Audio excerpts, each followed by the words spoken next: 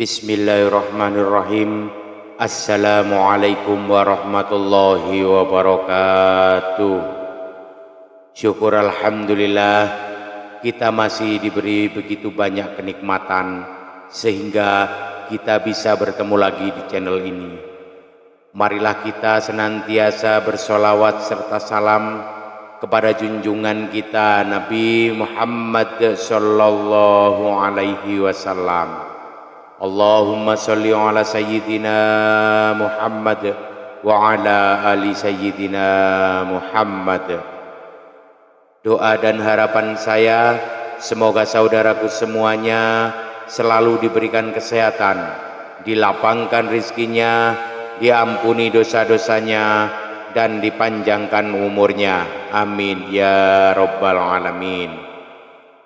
Sahabat beriman yang dirahmati Allah, dalam berkehidupan sehari-hari kita kerap kali mendapati hewan kecil yang mengganggu, dan tak jarang kita pun membunuhnya karena alasan yang tidak jelas, bahkan tanpa merasa bersalah sedikit pun. Tahukah Anda, dalam Islam ada sekian banyak binatang yang boleh dibunuh, serta terdapat pula beberapa binatang yang haram untuk dibunuh.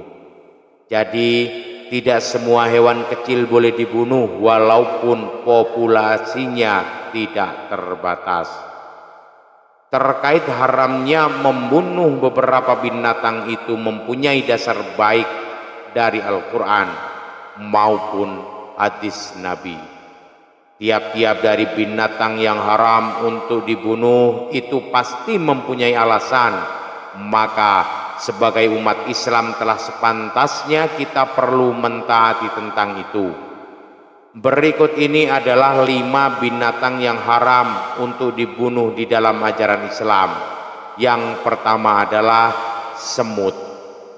Semut jadi salah satu binatang yang dipercayai selalu bertasbih kepada Allah.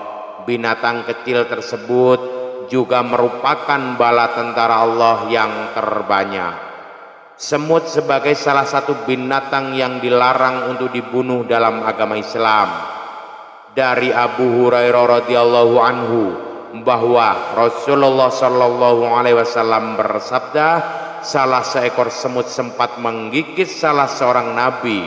Kemudian nabi itu menyuruh seseorang untuk mendatangi sarang semut serta membakarnya.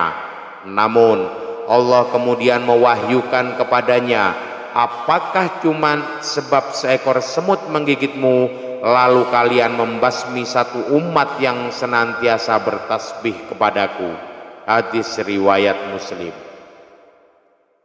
Kadang kita sendiri sering lupa untuk senantiasa bertasbih kepada Allah, tapi kita malah membunuh semut yang notabene senantiasa melakukan ibadah yang sering kita lupakan, yaitu zikrullah dengan bertasbih. Maka dari itu, marilah kita bertaubat dan memohon ampunan apabila kita sering melakukannya. Yang kedua, laba-laba. Dalam sejarah kisah Nabi, laba-laba dipandang sebagai binatang juru selamat Rasulullah Shallallahu Alaihi Wasallam dikala ia dikejar oleh kalangan Quraisy yang hendak membunuh beliau.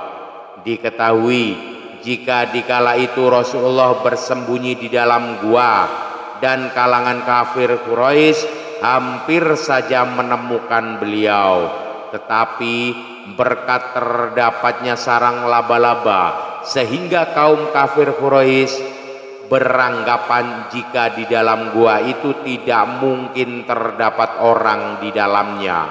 Rasulullah Shallallahu Alaihi Wasallam kala itu berada di dalam gua Sur yang ditemani sahabat sejatinya Abu Bakar. Mereka bersembunyi dari banyak orang kafir Quraisy yang ingin membunuh Rasulullah Shallallahu Alaihi Wasallam. Orang-orang itu kemudian mendatangi mulut gua guna memastikan apakah betul Nabi Muhammad serta Abu Bakar terdapat di dalamnya.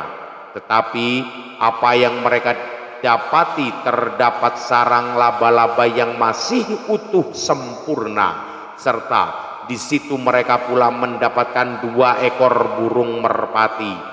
Maka mereka amat percaya bahwa di dalam gua tersebut tidak ada orang.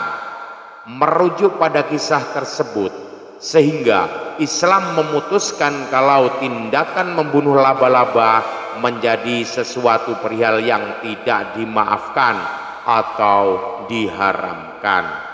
Maka dari itu, apabila kalian pernah membunuhnya, maka bertaubatlah. Yang ketiga, lebah.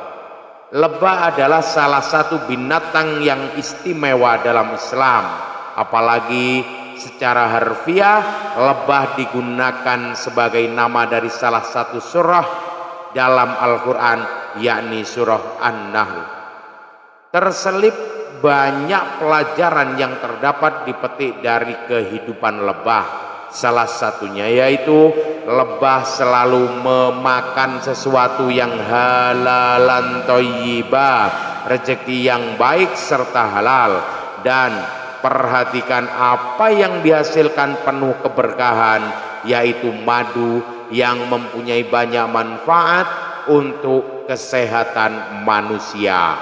Mayoritas ulama mengatakan hukum membunuh lebah selevel dengan semut. Dengan landasan itu, pantangan membunuhnya serta pantangan menyantapnya. Namun para ulama menerangkan jika larangan membunuh lebah sebab menghasilkan madu yang bermanfaat untuk manusia. Yang keempat, kata Rasulullah Shallallahu Alaihi Wasallam bersabda, berilah keamanan bagi kata, jangan dibunuh, karena sesungguhnya suaranya yang kalian dengar adalah tasbih dan takbir.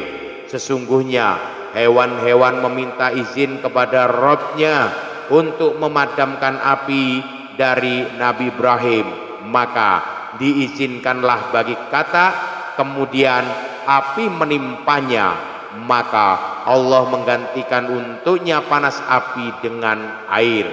Hadis riwayat Abu Sa'id As-Sami, Ibrahim bil Abi Abla, dan Aban bin Soleh. Yang kelima, burung hudhud.